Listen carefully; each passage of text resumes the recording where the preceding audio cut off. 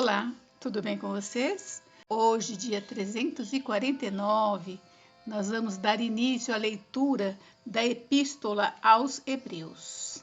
Embora alguns incluam o livro de Hebreus entre os escritos do apóstolo Paulo, a identidade do autor permanece um enigma.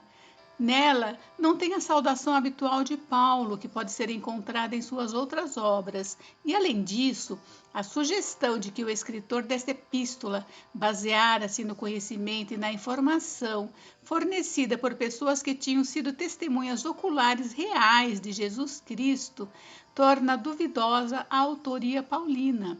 Alguns acham que Lucas foi o autor, outros sugerem que Hebreus tinha sido escrito por Apolo, Barnabé, Silas, Felipe ou Áquila e Priscila. Independentemente de qual mão humana segurou a caneta, é certo que o Espírito Santo de Deus é o autor divino de toda a Escritura. Portanto, Hebreus fala com a mesma autoridade canônica como os outros livros da Bíblia. Clemente, um dos pais da igreja primitiva, citou o livro de Hebreus em 95 d.C. No entanto, provas internas, tais como o fato de que Timóteo estava vivo no momento em que a carta foi escrita e a ausência de qualquer evidência mostrando o fim do sistema sacrificial do Antigo Testamento, o qual ocorrera com a destruição de Jerusalém em 70 d.C., indicam que o livro foi escrito por volta de 65 d.C.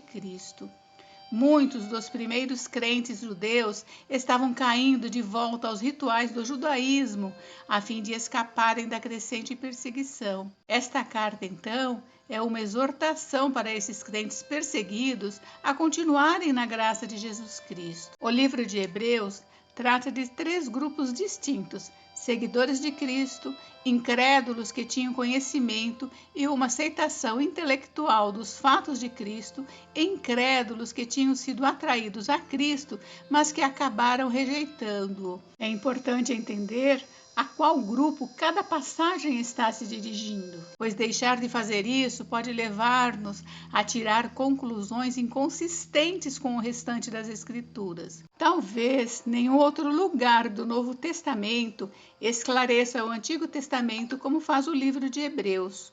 O escritor aos Hebreus compara constantemente as insuficiências do sistema sacrificial do Antigo Testamento com perfeição e realização em Cristo.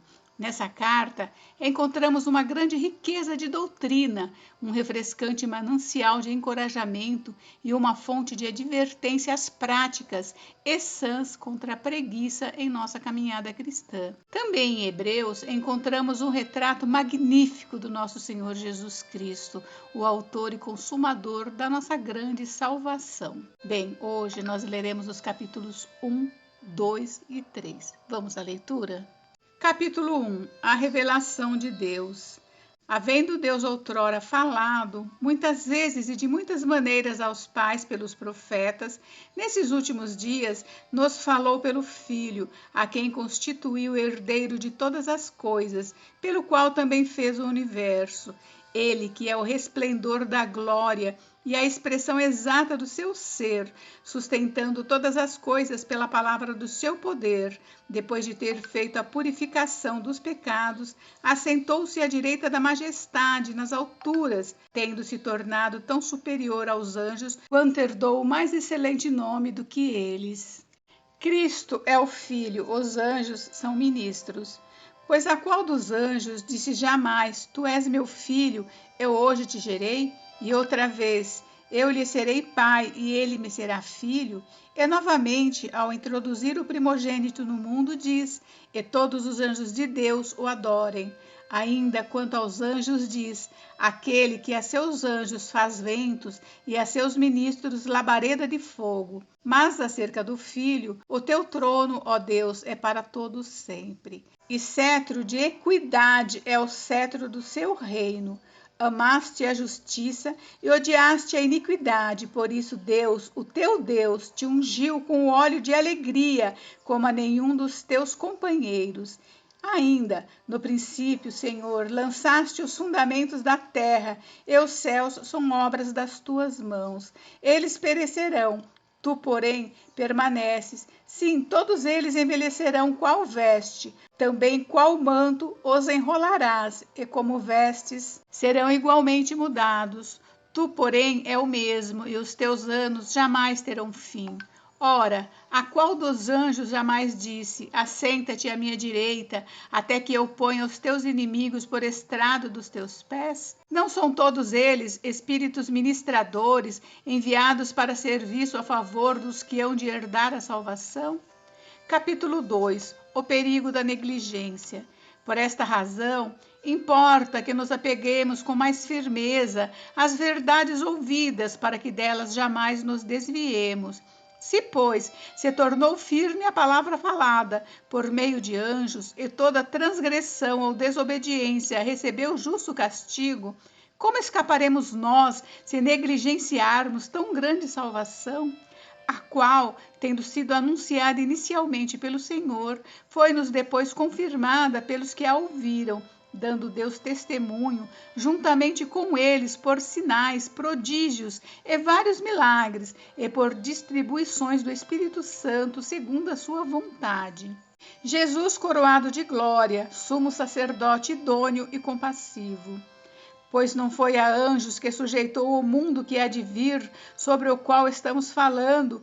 Antes, alguém, em certo lugar, deu pleno testemunho, dizendo: que é o homem que dele te lembres, ou o filho do homem que o visites? Fizeste-o por um pouco, menor que os anjos, de glória e de honra o coroaste, e o constituíste sobre as obras das tuas mãos. Todas as coisas sujeitaste debaixo dos teus pés. Ora, desde que lhe sujeitou todas as coisas, nada deixou fora do seu domínio. Agora, porém, ainda não vemos todas as coisas a ele sujeitas. Vemos, todavia, aquele que por um pouco, tendo sido feito menor que os anjos, Jesus, por causa do sofrimento da morte, foi coroado de glória e de honra, para que pela graça de Deus provasse a morte por todo o homem. Porque convinha que aquele, por cuja causa e por quem todas as coisas existem, conduzindo muitos filhos à glória, aperfeiçoasse por meio de sofrimentos o autor da salvação deles. Pois tanto o que santifica como os que são santificados, todos vêm de um só. Por isso é que ele não se envergonha de lhes chamar irmãos, dizendo: a meus irmãos declararei o teu nome, cantar-te-ei louvores no meio da congregação. E outra vez, eu porei nele a minha confiança, e ainda, eis aqui estou eu e os filhos que Deus me deu. Visto, pois, que os filhos têm participação comum de carne e sangue, destes também ele igualmente participou, para que por sua morte destruísse aquele que tem o poder da morte, a saber, o diabo, e livrasse todos que pelo pavor da morte estavam sujeitos à escravidão por toda a vida.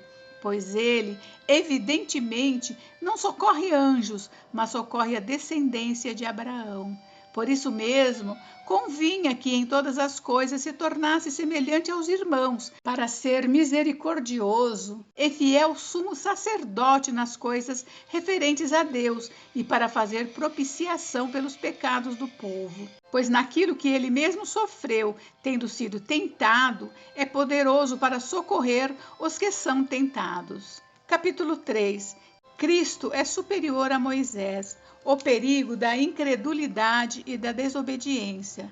Por isso, santos irmãos, que participais da vocação celestial, considerai atentamente o apóstolo e sumo sacerdote da nossa confissão, Jesus, o qual é fiel àquele que o constituiu, como também o era Moisés em toda a casa de Deus. Jesus, todavia, tem sido considerado digno de tanto maior glória do que Moisés, quanto maior honra do que a casa tem aquele que a estabeleceu. Pois toda a casa é estabelecida por alguém, mas aquele que estabeleceu todas as coisas é Deus. E Moisés era fiel em toda a casa de Deus, como servo, para testemunho das coisas que haviam de ser anunciadas. Cristo, porém, como filho em sua casa, a qual casa somos nós, se guardarmos firmes até o fim a ousadia e a exultação da esperança. Assim, pois, como diz o Espírito Santo, Hoje, se ouvirdes a sua voz, não endureçais o vosso coração, como foi na provocação, no dia da tentação no deserto, onde os vossos pais me tentaram, pondo-me à prova, e viram as minhas obras por 40 anos. Por isso me indignei contra esta geração e disse: estes sempre erram no coração, eles também não conheceram os meus caminhos. Assim, jurei na minha ira, não entrarão no meu descanso. Tende cuidado, irmãos, jamais aconteça haver em qualquer de vós perverso coração de incredulidade que vos afaste do Deus vivo. Pelo contrário, exortai-vos mutuamente cada dia, durante o tempo que se chama hoje, a fim de que nenhum de vós seja endurecido pelo engano do pecado. Porque nos temos tornado participantes de Cristo, se de fato guardarmos firme, até ao fim, a confiança que desde o princípio tivemos, enquanto se diz: hoje, se ouvirdes a sua voz, não endureçais o vosso coração, como foi na provocação. Ora, quais os que, tendo ouvido, se rebelaram? Não foram de fato todos os que saíram do Egito por intermédio de Moisés? E contra quem se indignou por 40 anos? Não foi contra os que pecaram, cujos cadáveres caíram no deserto? E contra quem jurou que não entrariam no seu descanso, senão contra os que foram desobedientes? Vemos, pois, que não puderam entrar por causa da incredulidade. Gente, encerramos por hoje, mas amanhã tem mais. Fiquem com Deus, Deus abençoe vocês. Até amanhã. Beijos, beijos.